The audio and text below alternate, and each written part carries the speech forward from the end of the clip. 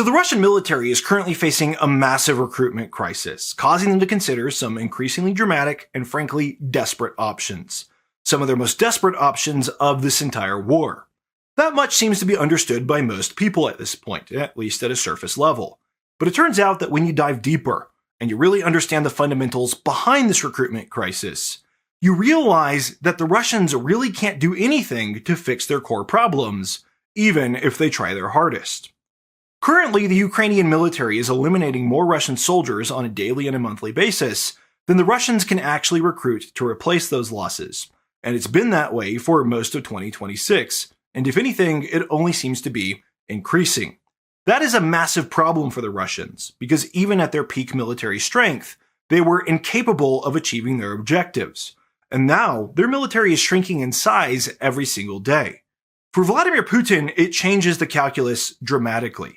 He knows that he cannot win the war or achieve his goals without a dramatic escalation, and so predictably, he is considering exactly that escalation. It is now no longer just rumor, but it is essentially confirmed that the Russians will mobilize up to 500,000 additional men and force them to fight against Ukraine sometime before the end of this year. But the question is, will that actually work? Or will it just cause the Russians more pain and a loss at a deeper cost? I actually think it's the latter, and that's not just speculation or wishful thinking. It comes down to the fundamentals of Russia's problems, and why simply throwing more men at the war cannot fix those. And we can understand this most intimately, not by looking at Russia's recruitment crisis as a whole, although we will, but by zooming in briefly to look at one specific area where Russia's recruitment crisis is arguably the worst. Now, if you follow the channel regularly, you can obviously see that I touch on a lot of hot-button issues. And naturally, people are constantly disagreeing with me. Because of that, I find it incredibly important to base my analysis on a factual foundation. Not just for my own integrity, but also for my own sanity, so that I know why I believe what I believe when I'm inevitably challenged. I have a tool that I use that helps me prepare for this, and that tool is Ground News, a longtime sponsor of this channel. What Ground News does is they bring together articles from across the political spectrum for any given topic all in one place. But they do a whole lot more than that too.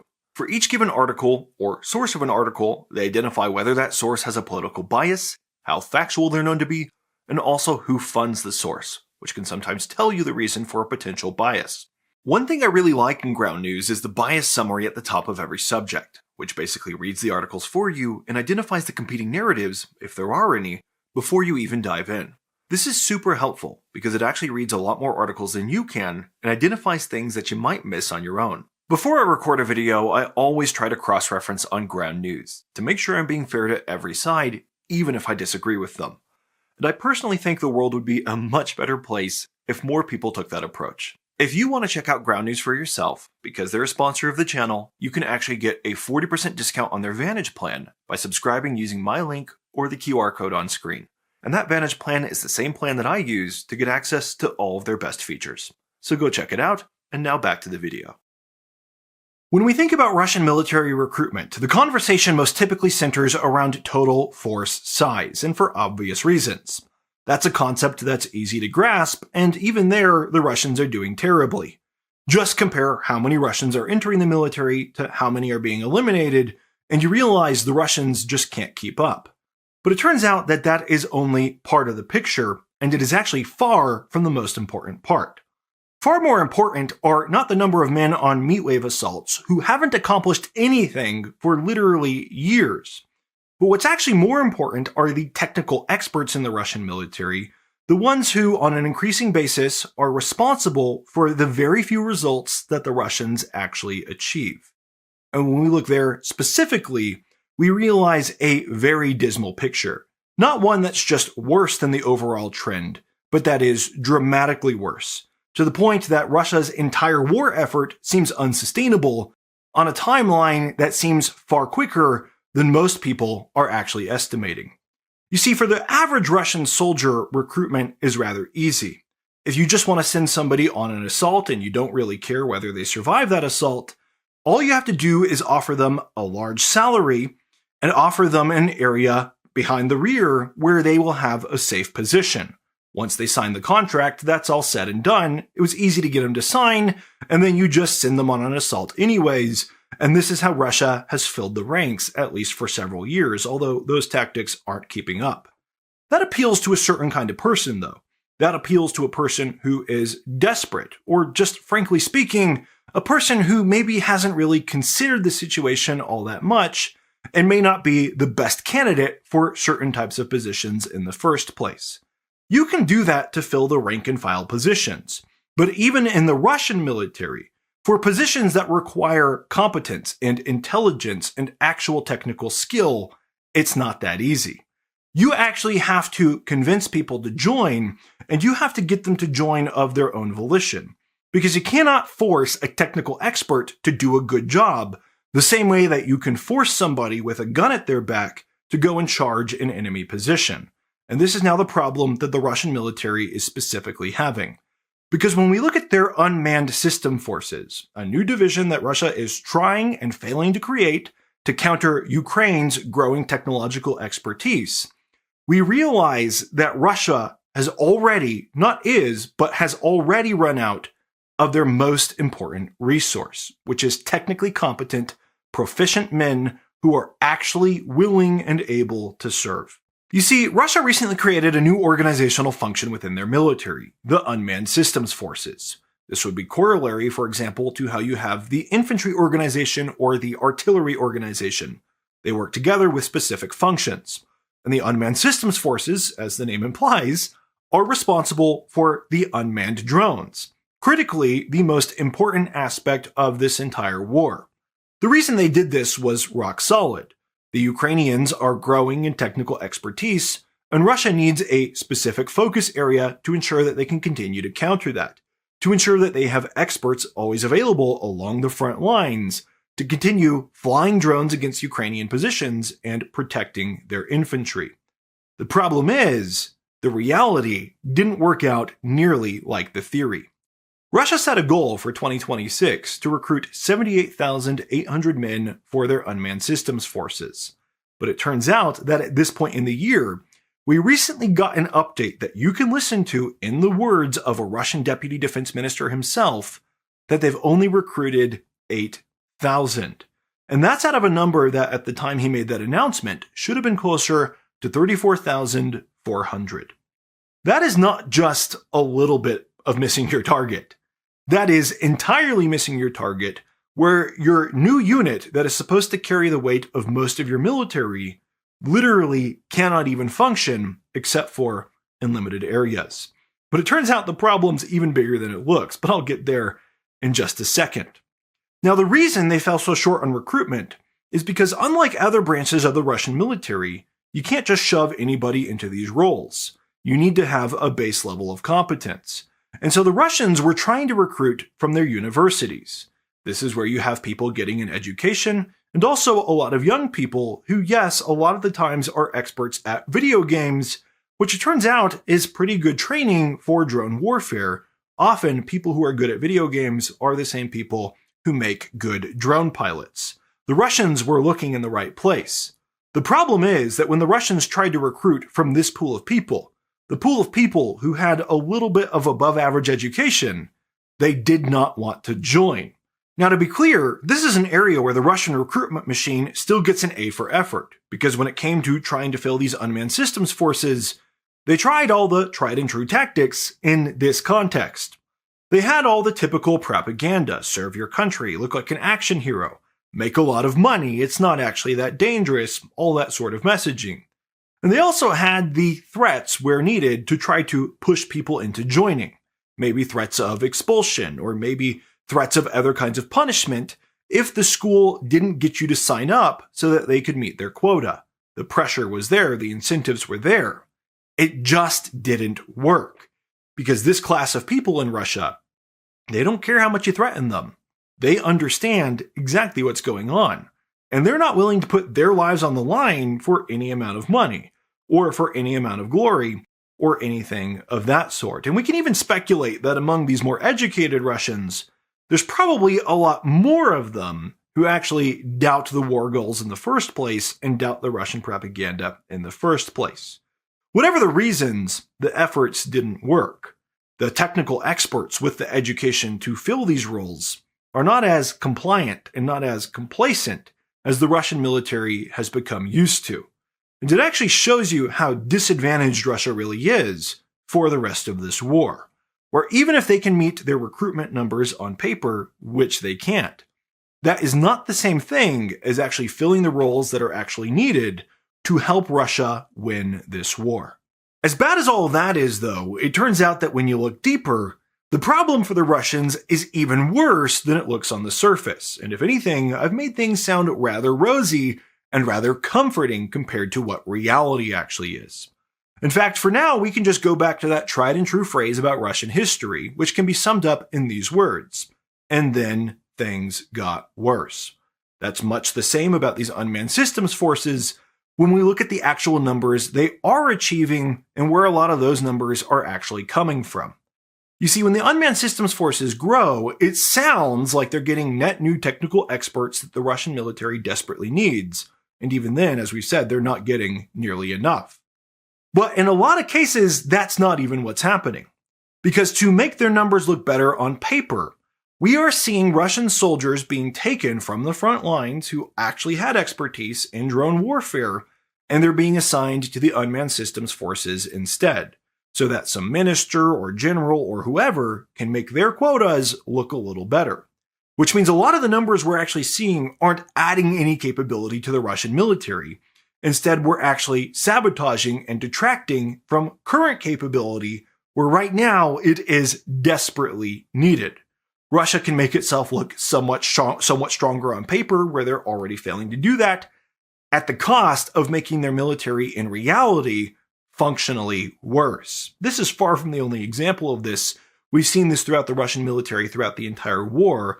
There's a reason they are where they are today instead of occupying Kyiv. But anyways, you get the point. As good as things might look for the Russians, it's not even that good. And that's when you really realize how terribly this war is going for the Russians. These unmanned systems forces are not going to get magically filled even if Russia mobilizes millions of more Russians for the war effort. In fact, there's a reason why their recruitment is falling so short in the first place, because you cannot just throw anybody into these positions. It's not a position where any warm body will do, and just forcing people to fight will not magically give them the skills that they actually need to defeat the Ukrainians. This is where you realize how bad the things actually are for the Russians.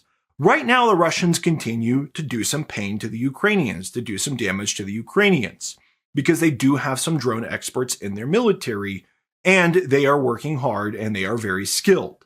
The problem is that Russia seems to have peaked at their skill level, at their capacity for actually recruiting more of those men, meaning that their actual capabilities that actually make a difference, the capabilities that hold the Ukrainians back and allow the infantry to push in as much as the infantry has, which isn't much, those capabilities are diminishing at the exact same time that the Ukrainians are growing in capability more than ever before.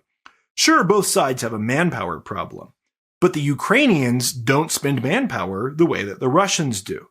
The Ukrainians are actually focused on using their intelligent population, their young, innovative population that can figure out how to do things like pilot drones and create new drone innovations. And so we increasingly see the Ukrainians bringing new tech to the battlefield, because in Ukrainian society, while it's not perfect, the incentive structure is there for people to want to figure out how to fight in the way that they can actually fight the best that they can, not just the way that their commander told them to. And so there's actually a disconnect when we compare the Russian military to the Ukrainian military, because the Russian military is not fighting just the Ukrainian military. The Russian military is fighting the Ukrainian military, plus all of Ukrainian society behind that military that is innovating in drones. On the Russian side, we don't see nearly as much innovation. We mostly see them copying, reverse engineering things that the Ukrainians do, which means they're always behind. And now we see even their ability to do that is going to get worse going forward, because they cannot recruit enough technical experts who actually want to fight Putin's war for him. Now this is of course, like everything else in this war, a problem that the Russians have created for themselves, but when you really think about this, it's incredibly interesting. Early in this war, Russia broke trust with its citizens by forcing people to fight with deceptive contracts, for example. They told them they would serve in rear areas, and they ended up on the front lines anyways. Because what Russia thought it needed was enough bodies to throw at Ukraine so that they could overwhelm Ukraine quickly, and they thought that Ukraine would collapse. Now that that hasn't happened, this tactic is completely backfiring. Because it turns out that there is actually a legitimate area where the Russian offer is probably genuine. When Russia tries to recruit somebody for their Unmanned Systems Forces, they are probably very unlikely to end up on a meat wave assault because they actually need their intelligence and their expertise. The problem is the students they're trying to recruit, they don't believe those promises because so many people in Russia have been lied to, and you would have to be pretty dumb to believe a liar. This is a big problem. Russia can no longer tell the truth because they have lied so much. And so they are really just out of luck in using any traditional normal tactics to actually recruit sufficient technical experts for their military. That's down the drain. And Russia's kind of increasingly acknowledging that. So what else can they do? How else can they fill their military to fight against Ukraine? Well, let's just try more of the same tactic that's already failed. We've seen a lot of changes in Russian society lately, where there's been new laws passed and things of that sort, to try to get more people in the Russian military who haven't been convinced by the last wave of massive propaganda and false promises. For example, we've seen more debt relief being offered to people who join the Russian military.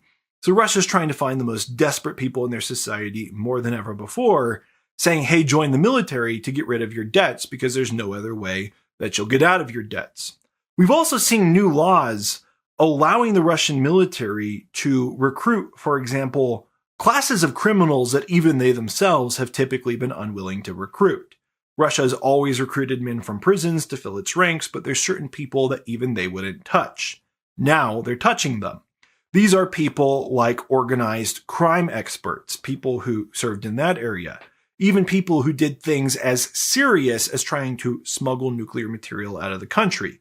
Now, even these people are able to be recruited by the Russian military to get rid of their prison sentences.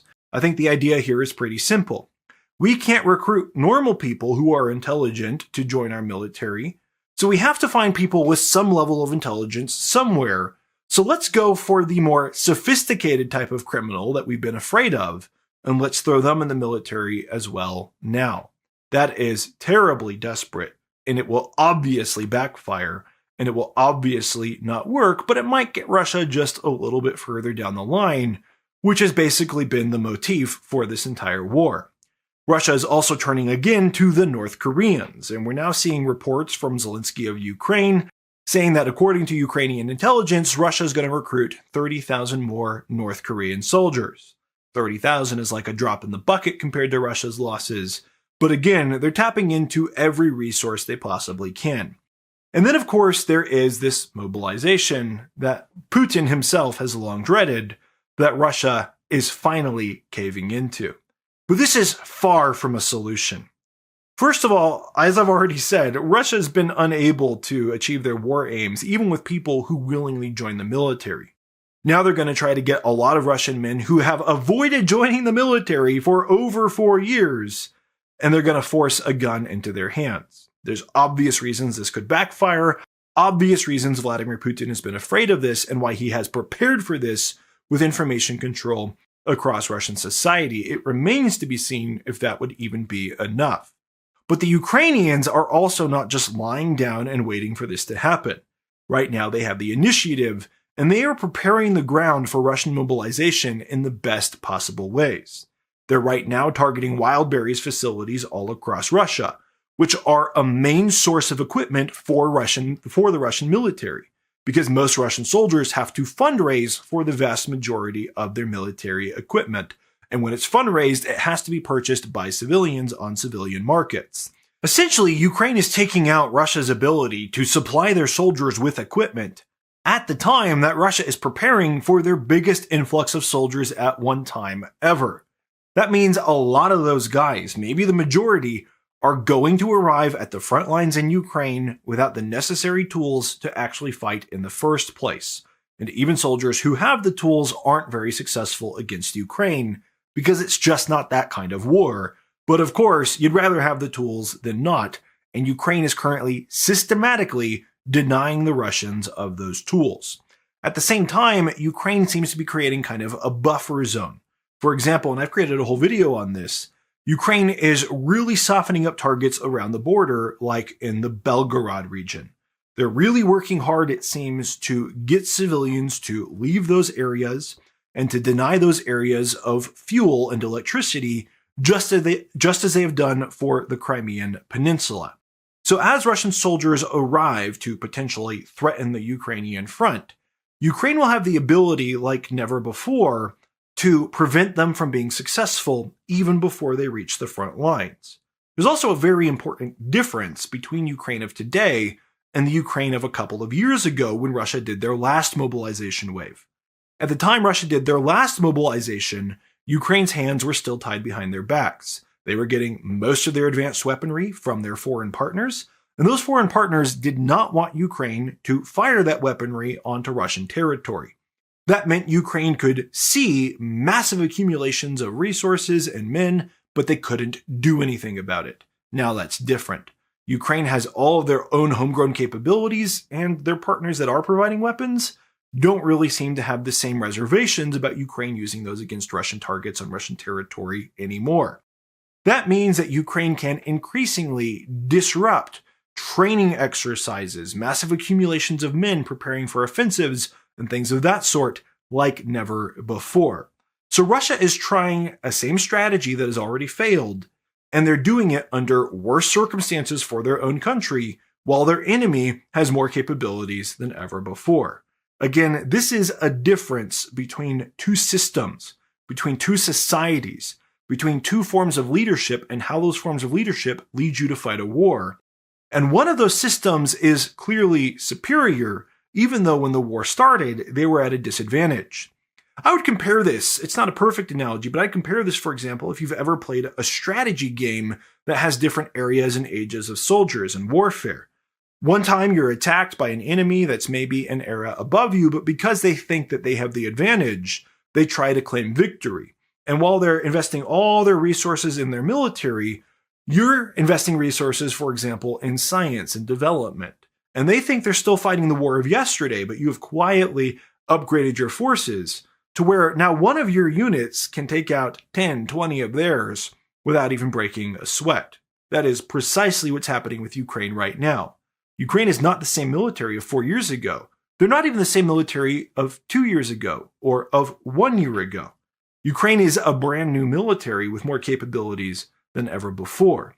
And they are capable of easily, in my opinion, defeating anything that the Russians can throw at them in terms of human soldiers.